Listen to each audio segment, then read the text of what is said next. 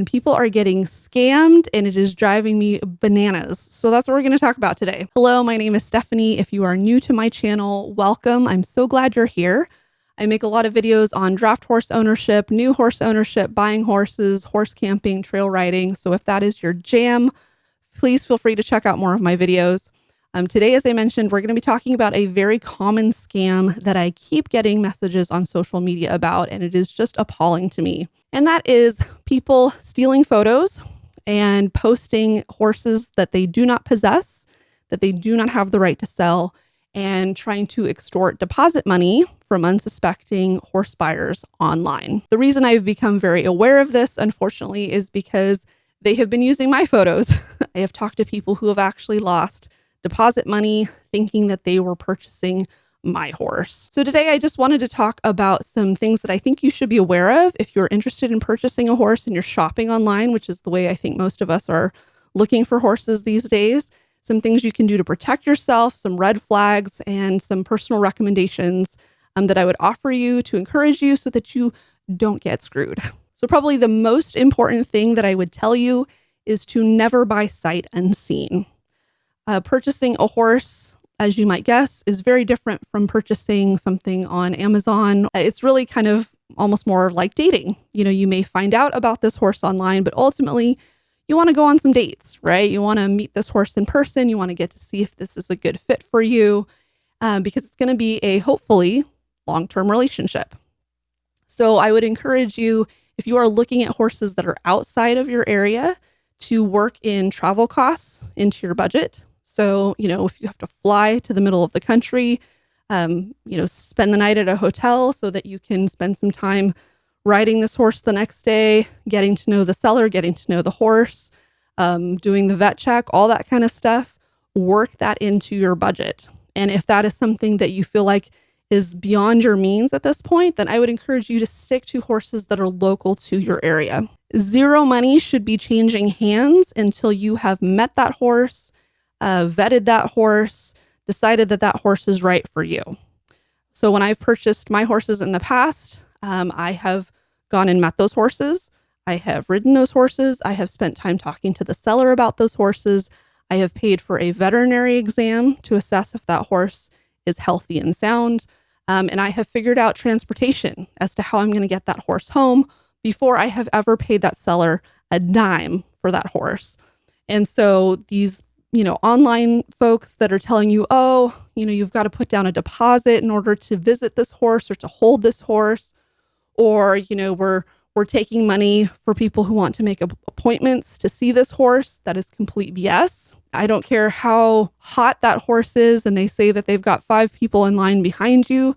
They're just trying to pressure you out of your money. They're just trying to scam you. You don't have to pay money to go and check out a horse. The buyer should be listing an email and or a phone number for you to get a hold of them. So I'd be very wary of any ads or any contact with a seller where they are avoiding you, where they are not giving you their information for you to be able to, talk to them on the phone and really kind of suss them out over the phone, because you can learn a lot about a person just from talking to them. If they're not willing to give you the time of day, if they can't answer your questions, they can't produce additional photos and video, those are all huge red flags. Having conversations and getting to know that horse in person is kind of the way that you figure out that what they mean is kind of what you're thinking in your head. That doesn't necessarily mean that sellers are always out looking to hide the truth or screw you over. There are sellers that are actively looking to misrepresent horses, unfortunately. But there's just also sellers that feel like, hey, it's your responsibility to figure out if this is going to be a good fit for you. And I'm trying to be as transparent as I can, but I don't know, what questions you have or what questions you need answered. And that's where you as the buyer have to really spend time understanding and getting to know what it is that you need and the questions that you need answered so that you can make a good decision. I would highly encourage you to spend some time looking at multiple ads. If you are interested in a particular breed or a particular type of horse or horse with a certain kind of training that does a certain kind of activity or sport, get familiar, spend some time, spend weeks, spend months even looking at lots of different ads. It can be really easy to not have a good sense of what's a fair price for a horse. But the more you do your research, the more you look at lots and lots of different ads, that'll give you an idea over time of what people are asking for the type of horse that you want to buy, so that when you are faced with an ad, when you're ready to buy, like, oh, this could be my horse, you've got a good sense of, yeah, you know, horses of that breed, of that age, with that kind of training, generally go for about this much money. That seems like about a fair price for a horse. Let me give this seller a call. So just a little nerdy tech tip, you can do something called a reverse image search. There's a few websites. If you just Google reverse image search, there's several websites that'll come up where you can actually save an image off of an ad and then upload it to this website, and it will try to find a similar picture on the internet for you.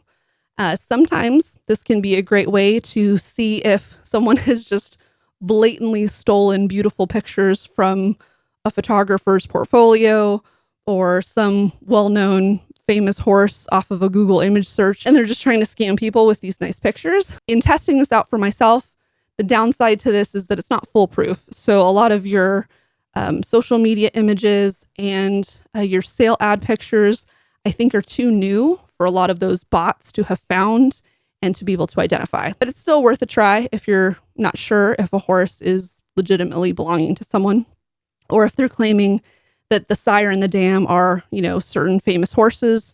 That's another way you can verify that too. So you may be wondering, well, what is a safe place for me to try and shop online? I will just tell you my personal go-tos. If I were to look for a horse today, I would be looking at dreamhorse.com. If you're looking for a draft horse, draftsforsale.com. I've looked at websites like Equine Now and Horse Clicks, simply because a lot of these websites, they're big websites. They've been around for many, many years, and they're funded by ads, and they're funded by the sellers paying money to place ads on horses that they're looking to sell. So it's a pay to play kind of thing, which, you know, doesn't, again, eliminate every potential scammer out there, but it's certainly a barrier to entry. Whereas, you know, your social media, Facebook groups, for example, are completely free. You know, anyone can just post anything they want, and it's not really heavily moderated. Whereas some of these websites that are specifically geared for horse sales, you know, as a business, they're invested in making sure that they're putting quality content online. I've had better success when I've reported spammy ads from these sites, where they will take them down and monitor that person in the future. And then another place you can look is breed associations. So if you're looking for a specific breed of horse, if you're looking at, you know, a gypsy vanner or an American quarter horse, or if you're looking for a drum horse, for example, you can look at the breed associations that register those breeds, and you can reach out to them. And a lot of times they will have a contact person who will connect you to breeders throughout the country, or they may even have a current sales page where you can see horses that are registered with that association, that are connected to that whole community of folks, and you can find horses that way as well. If you have dealt with scammers, or you know someone who has, and there are some nuances to that experience that you feel like would be really helpful to share with people to help them protect themselves as they are horse shopping, please leave me a comment below so that we can benefit from each other's experiences. And as I mentioned, I have a number of other videos where I've talked about things that you can do as you're shopping for a horse to protect yourself, things to look out for, some best practices, some tips, and I will link those down in the description if you'd like to check those out. If you have any other questions, please leave me a comment down below. Appreciate you watching. Best of luck in your horse search. Please take good care of yourself, and we'll look forward to seeing you in the next video. Bye-bye.